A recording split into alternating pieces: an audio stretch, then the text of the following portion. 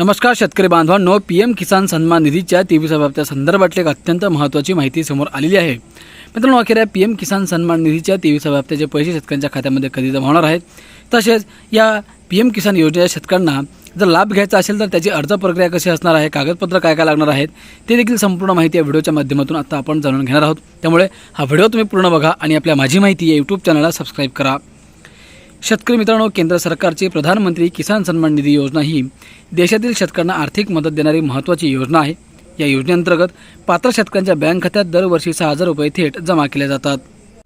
ही रक्कम प्रत्येकी 2,000 रुपयांच्या 3 समान हप्त्यांमध्ये दिली जाते। मित्रांनो, 2019 मध्ये सुरू झालेल्या या योजनेचा लाभ आज देशातील कोट्यावधी शेतकरी घेत आहेत। शेतीसाठी आवश्यक खर्च, बियाणे, खते, औषधे आणि इतर गरजांसाठी ही आर्थिक मदत उपयोगी ठरते। पीएम किसान योजनेचे प्रमुख फायदे काय आहेत?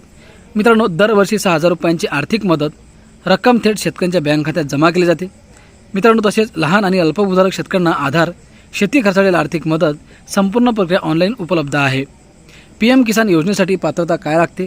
तर मित्रांनो, पीएम किसान योजनेचा लाभ घेण्यासाठी अर्जदाराकडे खालील अटी पूर्ण असणं गरजेचं आहे, म्हणजेच आवश्यक आहे। याच्यामध्ये पात्र शेतकरी काय आहेत, कोणते आहेत? तर भारताचा नागरिक असावा, स्वतःच्या नावावर शेतजमीन असावी, राज्य सरकारच्या महसूल नोंदीमध्ये नाव असावे, जमीनधारक शेतकरी कुटुंबाचा सदस्य असावा, अपात्र लाभार्थी असावा। मित्रांनो, आता खालील व्यक्तींना योजनेचा लाभ मिळत नाही तर ते कोणते शेतकरी आहेत?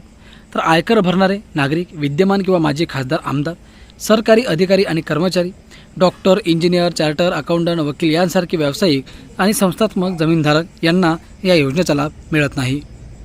जर तुम्हाला या योजनेचा लाभ घ्यायचा असेल तर तुम्हाला आवश्यक कागदपत्र काय लागणार आहेत? मित्रांनो, योजनेचा लाभ घेण्यासाठी खालील आवश्यक कागदपत्र जे आहेत ते आहेत Aadhaar card, bank passbook, mobile number, जमीन मालकीचे दस्तऐवज, रहिवासी पुरावा, ई-केवायसी पूर्ण केलेली असणे अत्यंत गरजेचं आहे। आता पीएम किसानसाठी ई-केवायसी का महत्त्वाचे आहे? तर मित्रांनो, केंद्र सरकारने पीएम किसान योजनेसाठी ई-केवायसी अनिवार्य केले आहे। ई-केवायसी पूर्ण न केल्यास हप्त्याची रक्कम अडकू शकते।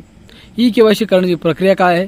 तर मित्रांनो, पीएम किसानच्या अधिकृत वेबसाईटवरती जा, ई-केवायसी पर्याय निवडा, आधार क्रमांक टाका, मोबाईलवर आलेला OTP भरा आणि प्रक्रिया पूर्ण करा। पीएम किसान योजनेसाठी ऑनलाईन अर्ज कसा करावा? तर मित्रांनो, अर्ज प्रक्रिया पीएम किसानच्या अधिकृत पोर्टलला भेट द्या, जिथे न्यू फार्मर रजिस्ट्रेशन या पर्यायावर क्लिक करावे लागेल।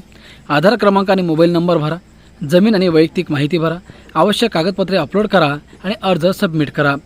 अर्जाची पडताळणी झाल्यानंतर पात्र शेतकऱ्यांचे नाव लाभार्थी यादीत समाविष्ट केले जाते।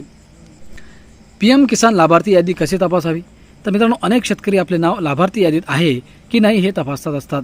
जसे की यादी पाहण्याची प्रक्रिया, पीएम किसान पोर्टलवर जा, बेनिफिशियरी लिस्ट पर्यायावर क्लिक करा, राज्य, जिल्हा, तालुका आणि गाव निवडा, गेट रिपोर्टवर क्लिक करा, लाभार्थ्यांची संपूर्ण यादी दिसेल। पीएम किसानचा हप्ता आला की नाही ते कसे तपासाल? तर मित्रांनो, पेमेंट स्टेटस तपासण्याची पद्धत पीएम किसान पोर्टलवर जा, नो युअर स्टेटस पर्यायावर क्लिक करा, नोंदणीकृत मोबाईल नंबर किंवा नोंदणी क्रमांक टाका आणि OTP टाकून माहिती मिळवा। यामुळे हप्ता जमा झाला आहे की नाही याची माहिती मिळते। हप्ता अडकण्याची प्रमुख कारणं काय आहेत? तर मित्रांनो, ज्या शेतकऱ्यांना पैसे जमा होत नाहीत त्याचे कारणं काय असू शकतात? तर बघा, ई-केवायसी अपूर्ण असणे, आधार आणि बँक खाते लिंक नसणे, चुकीची माहिती बँक खात्याला जोडणे, जमीन नोंदणीमध्ये त्रुटी, लाभार्थी पडताळणी अपूर्ण असणे। आता याच्यावरती उपाय काय आहेत? तर मित्रांनो, ई-केवायसी त्वरित पूर्ण करा, बँक खात्याची माहिती तपासा, ग्रामसेवक, तलाठी किंवा कृषी विभागाचा संपर्क साधा, म्हणजे पीएम किसान हेल्पलाईनवर तक्रार देखील नोंदवू शकता।